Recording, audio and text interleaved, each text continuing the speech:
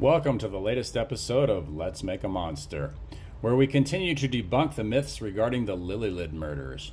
Before we begin, a short disclaimer. Although we use humor and a bit of sarcasm here and there in order to highlight the absurdity of the media in this case, and especially the Greene County DA's office, we take murder very seriously, and we find absolutely nothing funny about an innocent family getting gunned down in cold blood. We've said it before and we'll say it again. This was a tragedy, it should never have happened, and something like this should never happen again. So, with that said, let's get started.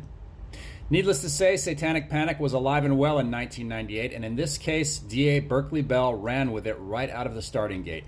According to Bell, the items found on some of the defendants when they were apprehended at the Mexican border were satanic trophies, taken to memorialize the murders of the family. Among the items were a Hello Kitty locket with Karen, a set of keys on Crystal, and a belt buckle belonging to Vidar Lillelid on Natasha. Like most of the DA's claims, these are completely and provably untrue, but the myths have gained momentum thanks to social media and are repeated ad nauseum on the internet by tabloid media junkies.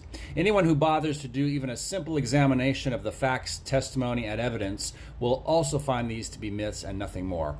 Or, to put it more blatantly, lies meant to sway the favor of an outraged public into the DA's favor. Sadly, it worked.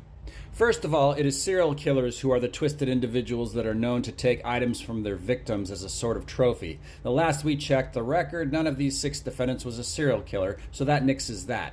Let us also point out that there was zero evidence of anything having been taken off of the bodies of this unfortunate family. This was a terribly bloody scene, and any physical contact would have surely resulted in blood or DNA of some kind on any would-be trophy hunters, wouldn't it? Or at the very least, investigators would have found some traces of it in the carpet or seats of the van they inhabited for the next 48 hours. Well, guess what? There was none. That alone should raise some questions, some serious questions in the mind of any clear-thinking individual as to the credibility of the DA and his claims. Now, getting to his so-called trophies. The belt buckle Natasha had on her was not Vidar Lillelid's at all, and in fact there is no report anywhere of a buckle being cut from any belt he might have been wearing. It was simply an item she kept in a pouch. According to friends, she had all kinds of random things in there, like a torn piece of fabric, etc. We don't know for sure where she got it or why she had it, but what we do know is that it didn't belong to Mr. Lillelid, and it was definitely not a murder trophy. Karen Howell has stated that she found the Hello Kitty locket on the floor of the van at some point during their long drive towards Mexico, and she idly picked it up and put it in her pocket.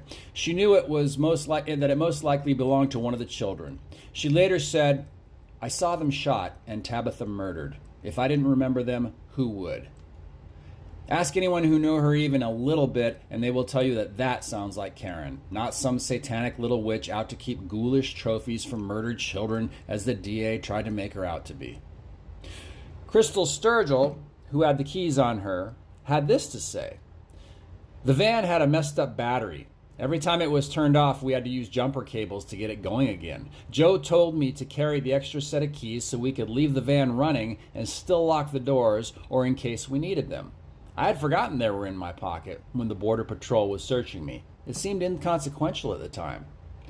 So to sum it all up, here is what Karen had to say in a podcast interview.